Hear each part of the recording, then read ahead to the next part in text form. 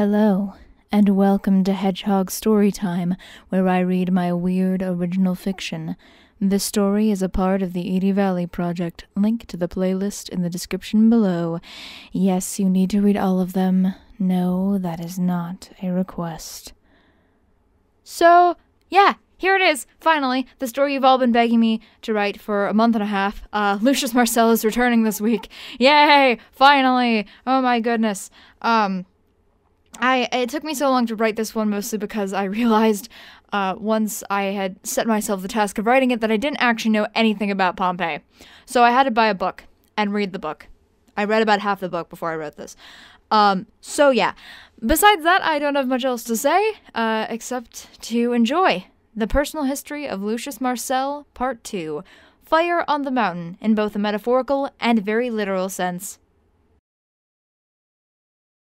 Cindy had been Marcel's TA for a few weeks now, and the position was surprisingly less weird than she'd anticipated. She made copies for him, helped him grade quizzes, boring things, mostly. She could see why he wanted to slough them off onto a TA, but she didn't mind all that much. The company made it worth it. Marcel was quite unlike anyone Cindy had ever met. It was hard to put into words. The only way she could really think to put it was honest. He hid behind no walls and kept no deep secrets, barring the obvious, of course. This didn't seem to be from any confidence or ego. More than anything, Marcel just seemed too tired to care. It was a little funny, sometimes, when he complained like an old geezer. I swear, kids these days and those new portable telephones. He shook his head one day. I had to confiscate 3 of them today. 3! Is the ever-advancing march of technology leaving you in the dust, old man? Cindy asked, glancing up from the quiz she was marking.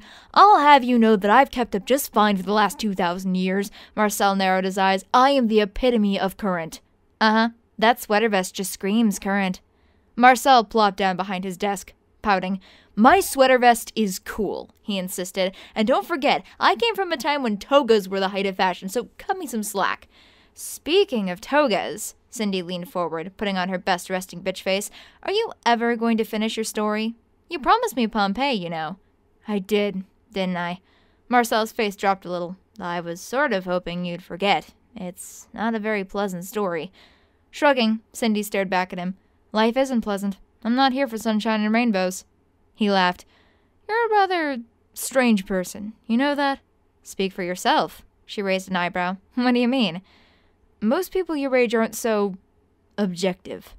Cindy made a face. I'm not like most people my age. Now, the story. Pompeii? Yes, of course, he said, but he still examined her for a second longer before continuing. Pompeii. Where to start? Pompeii was different from Rome. It was a pretty small town, actually, at least compared to Rome. There was plenty of hustle and bustle, of course, but it was a much slower city. I liked that. The first time I visited, I was studying the volcano, Vesuvius, as you should know, and I enjoyed the town so much that I eventually bought a house there. So what was it like? The city, Cindy specified. Most everything was made of stone, Marcel continued, from the buildings to the well-worn streets, but it was far from drab. Many people hung bright awnings from their facades, and the shops and taverns were all open out onto the streets. There was also a lot of very colorful graffiti all over the walls. Laughing, Cindy snorted. Graffiti? In ancient Rome? Well, yes, he chuckled along. What, you thought it a modern invention? People have always been bored. Some of it was your basic Titus was here, but I remember a specific case at the back of a tavern. Oh, what was it? Marcel glanced upwards. Oh, yes, Cicero does shit as the rest of us do. They both began to laugh loudly, Cindy almost falling off her chair. Wow, I never imagined, but yeah, I guess that makes sense. What does?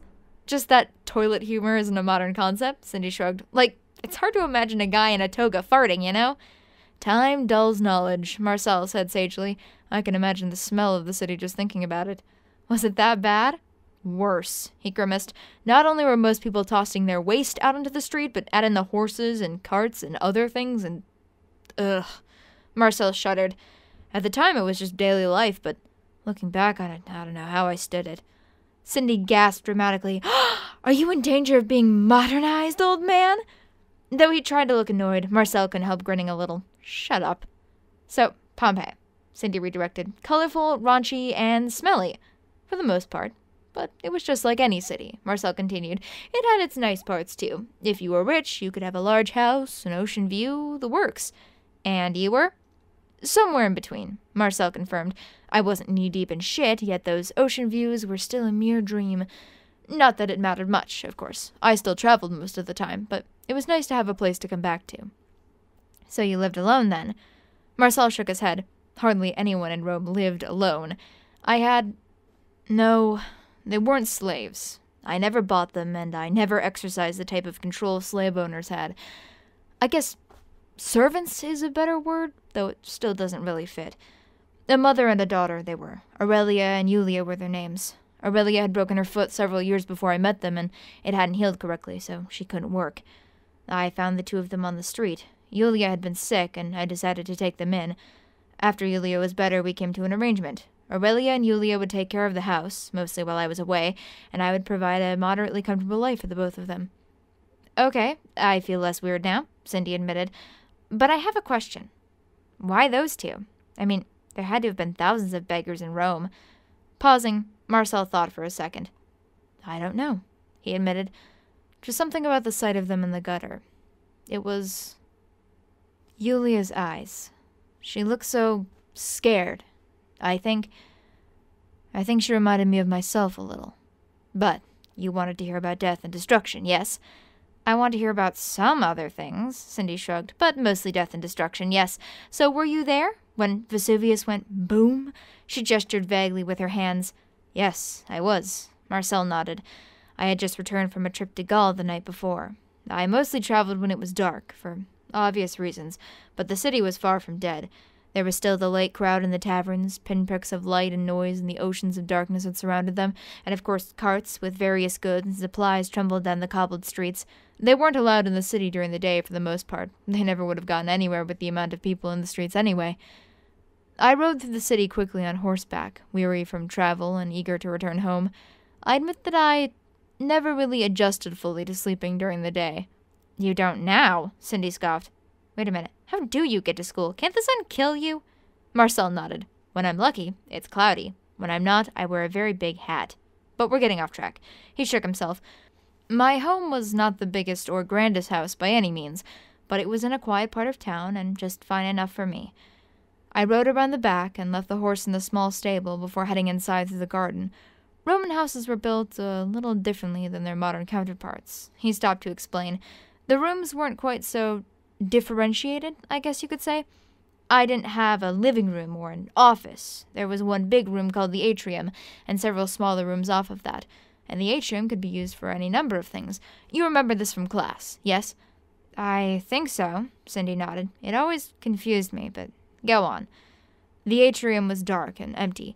The lanterns had long since gone out, which was fine with me. It made sensing heat easier. Aurelia was in the kitchen, but my journey had been long. It would be safer for everyone if I ate before seeing her. I had gained a reputation for having the most vermin-free house in the city, and no one could quite figure out how I did it. He laughed. Afterwards, I went to check on Aurelia in the kitchen. By the light of the coals still burning in the hearth, I could see that she had fallen asleep, her slender frame draped over a counter.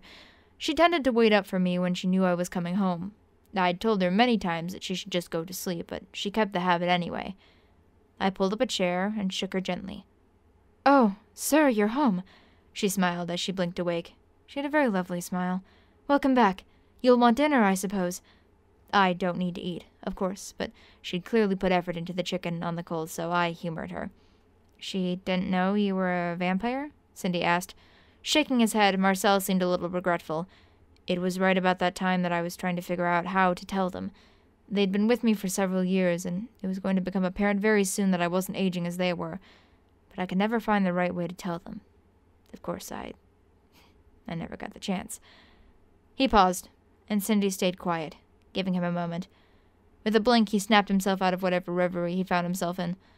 I asked her if Julia was asleep, and she nodded. Yes, upstairs. You should join her. Thank you, sir. But she didn't finish, because just then the ground began to rumble beneath our feet. Dishes rattled, stones cracked. It only lasted for a minute, yet it felt like much longer. What was that? I asked once it had finished. Aurelia's hand was to her chest. Just another earthquake. Nothing to fear. Another? Yes, she confirmed. There have been several over the last few days. Not very large, but many people have been fleeing the city. I shook my head. Cowards. Cindy tried not to chuckle at the irony, and found it a challenge. Then Yulia popped her head through the kitchen door. She was about 8, and had long curly brown hair, just like her mother. Mama? Yes, I'm coming. I think it's time we all go to sleep. I smiled when she glanced over at me. I'll be to bed in a few minutes. Go on. She and Yulia went up to bed, and after cleaning up for my supper, I retired to the library.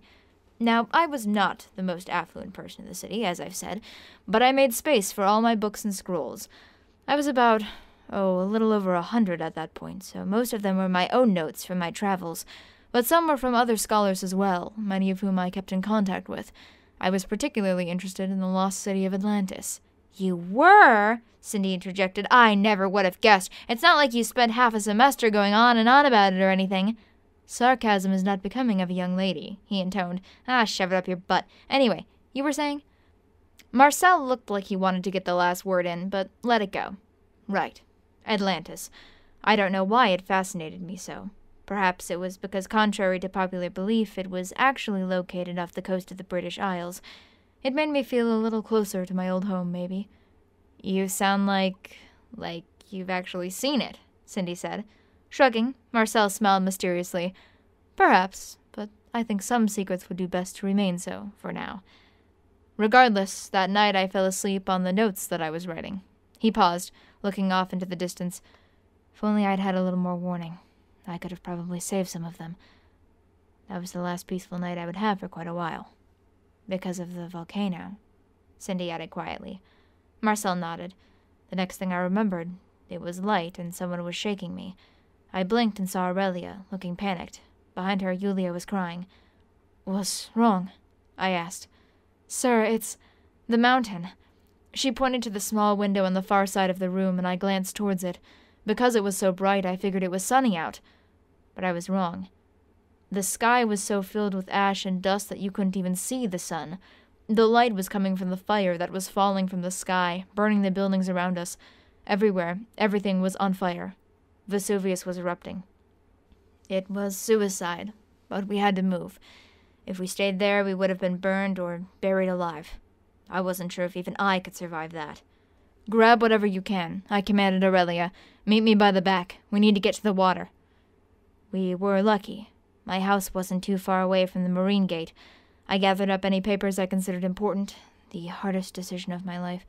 Many people had left most of their belongings, thinking to return once the tragedy had passed. He shook his head, but it was all lost. My library wasn't the only one in Pompeii. So much knowledge that we'll never get back. And that doesn't even begin to cover the people. Haven't archaeologists found a way to make plaster casts out of the impressions people's bodies left in the rock or something like that? Cindy asked. Yes, Marcel almost whispered, but I haven't dared look myself.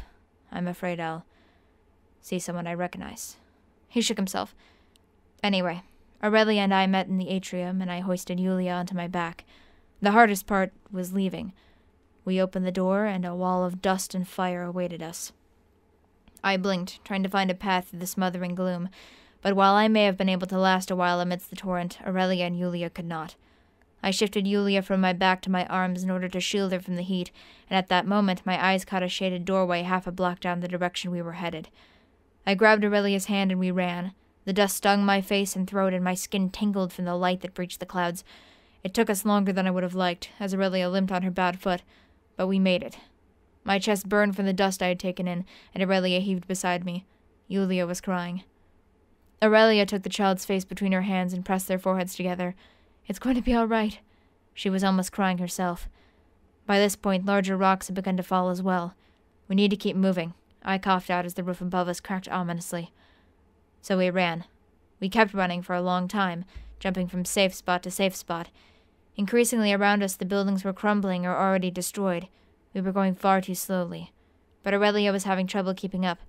As we crouched under a fallen column lying in the ruin of a shop, she held up a hand. Wait, please. I need a minute, she wheezed. We didn't have the time, but there was nothing else to do. I set Yulia down, and she immediately buried her face in her mother's skirt. For a minute, the The only sounds were the crumbling city and Yulia's muffled sobs. I looked around, wondering briefly if this was all just some dream or nightmare. It didn't seem real. Just last night the city had been bustling, alive, and in 24 hours it had been transformed into a living hell. "All right," Aurelia said finally. "I'm ready." But just as we were about to move again, the ground began to rumble under us. The column began to shake. I picked up Yulia, who had begun to wheeze from the dust, and grabbed Aurelia's hand. I tried to pull us all forward, but before all of us were clear, the marble came down. For a moment I gripped Aurelia's hand, so afraid to turn around. I could smell the blood, and my mouth watered despite myself. Finally, I couldn't stand there anymore. I turned back, and had to bite my tongue to keep from crying out. From the waist down, Aurelia had been completely crushed by the pillar. Yulia screamed. All I could do was stare. "Lucius!" She coughed through the blood dripping from her mouth. "Get Yulia to safety!" Yulia was squirming in my arms, crying and coughing as she tried to get to her mother. Her coughing had gotten bad. There was dust and smoke everywhere. "Go! Don't worry about me!" There was fire in her eyes. She didn't even seem to be in any pain. "Yulia's the only thing that matters." There was silence in the classroom. Marcel stared off towards the window. Cindy stared a hole into her lap. She didn't know how long they sat there before she was finally able to break away and ask, "So, what did you do?" "I ran." He turned back to her. She was right, of course. There was nothing I could do for her now, and Yulia wasn't going to last much longer in this dust. The child kicked and screamed, of course, begged me to turn around. "I'm sorry," was all I could say, over and over again. I didn't stop for a moment, shielding Yulia from the debris as best I could. My back and arms were singed from the burning dust and ash, and everywhere we looked were bodies, some half-crushed, some burned beyond recognition. All of their faces were frozen in the final moments of terror that had surely befallen them. But none of that mattered now. The gate was finally in sight, the bay just beyond it. Behind us, the city was collapsing bit by bit, consumed by the flames. There was a boat, a small wooden one tied to the docks. From the sheer number of bodies behind us, not many people had made it this far, so I took it. I doubted the owners were going to come for it any time soon. Yulia had long since stopped struggling, and didn't do much more than moan as I lay her in the bottom of the boat and started rowing as the sky darkened to night around us. The only thing I could do now was get as far away from the city as possible. Taking stock, I seemed fine besides a few burns, but Yulia didn't look well. She seemed to be having great trouble breathing, her small chest heaving in and out far too rapidly. "What happened to her?" Cindy asked quietly. "I'm not exactly sure, but it was probably the dust." Marcel grimaced. It had coated her lungs and was so hot that it had probably burned them. I was all right because I was a full-grown man, and it does take an awful lot to kill me anyway. But Yulia was an 8-year-old girl. She lay there in the bottom of the boat, just trying to breathe. Her eyes were closed, yet I couldn't tell if she was asleep or not. So I just kept rowing down the coast. It was the only thing I could do. Eventually the waters and the sky, from what I could see, calmed. I was so out of it that I didn't even notice she was there until she had begun to speak. Cindy blinked. "She? You mean death, don't you?"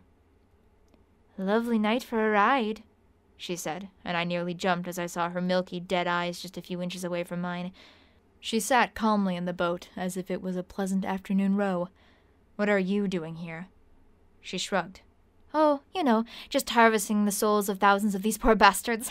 I am so tired." "So go back to the city, then. There's plenty of dead there." "Ah, but I'm here for a very special soul." She grinned cruelly. Sometimes I think she takes special joy in hanging over my head. I moved to shield Yulia. I was untouchable now, of course, which left the child as the only thing in the vicinity that death could take. "You stay away from her." "Too late." She shook her head. "That dust long since poisoned her lungs. I give her 24 hours at most. So tragic when the young ones are taken." Her smile did not make her seem wholly sincere. "Then what are you doing here now?" "Torturing you more?" She cackled. "No. More than anything, I'm curious about what you'll do. You see, I'm going to give you a choice. That girl is going to die, So you could leave her in agony for a whole day, or you could end her life right now. What kind of choice is that? There is a third option, of course, she wheedled. You could always make her as you are. I was silent, speechless. Oh, don't give me that look. It's not that hard. You just drain her dry and give her some of your own blood, and there you have it. Clearly, this was the option she wanted me to take. So did you do it? Cindy asked hesitantly. Of course I didn't, Marcel said, a bit of disdain present in his tone. This isn't some gothic romance. I wouldn't wish my curse on anyone, let alone an 8-year-old girl. Can you imagine what it would be like to be 8 for eternity? Cindy nodded thoughtfully. Horrible, I'd imagine. But if you didn't turn her, what did you do? I stared death in the face, shouted something very profane that does not translate well from its original Latin, and I killed Yulia. I can't drain most adults to the point of death under usual circumstances, but she was very small. Though I tried to make her death as painless as possible, I'm sure it was very terrifying. I saw her open her eyes for a moment and stare at me. I'm not sure if she even understood what was happening, and then she was gone. The light left her eyes, and she became limp in my arms. Death laughed as I wiped the blood from my chin. So defiant, Marcellus. You're more fun than I could have ever hoped for. I blinked, and she was gone, her voice echoing across the water. I'll see you soon, I'm sure. And that's the story, mostly. Once the eruption had ceased, I found my way back to the ruins of Pompeii briefly to salvage what I could and make proper arrangements for Aurelia and Julia's bodies. The house was completely buried, most of my manuscripts destroyed. Once again, I was all alone. I've never really had a home like that since. So you just wandered for 2,000 years? Cindy asked. Marcel nodded. I'd settled down in one place or another occasionally, but never for long. I can see why. Everyone you meet is just going to die on you anyway. When you're as old as I am, you learn to appreciate things while you have them. That was what Pompeii taught me. Back then, every loss was a tragedy. Now, maybe I'm just used to it. Cindy shifted in her chair. So, I suppose you'll only stick around here for a few more years and then move on, huh? Maybe. Who knows what the future holds? He shrugged. I have a question. Cindy raised her hand lazily. Why here? I mean, you've been to Rome and Pompeii and may or may not have discovered Atlantis. This can't be very interesting for you. He smiled. You'd be surprised. This town has a certain strangeness about it. You could say that draws people like me. Like what? Cindy giggled. Do the Outback steakhouses form a pentagram or something? I don't know. He laughed along. Take the spiders, for instance. They just seem a little too big and a little too hairy.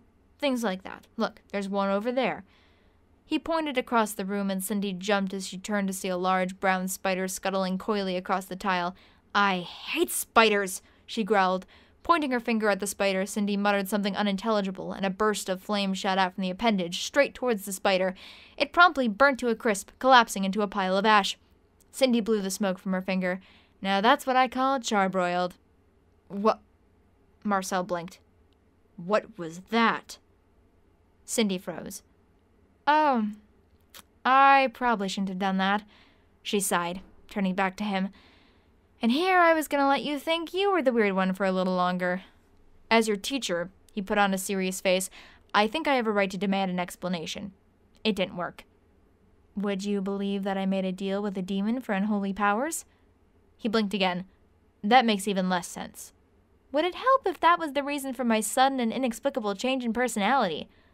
I'm gonna need more than that. Marcel frowned. Tell me the whole story. Okay, Cindy grimaced, but it's not gonna be pretty. Life isn't pretty, he said, smiling devilishly. Touché. Cindy took a moment to gather her thoughts, staring at the classroom window while Marcel waited. All right, then. It happened 2 years ago.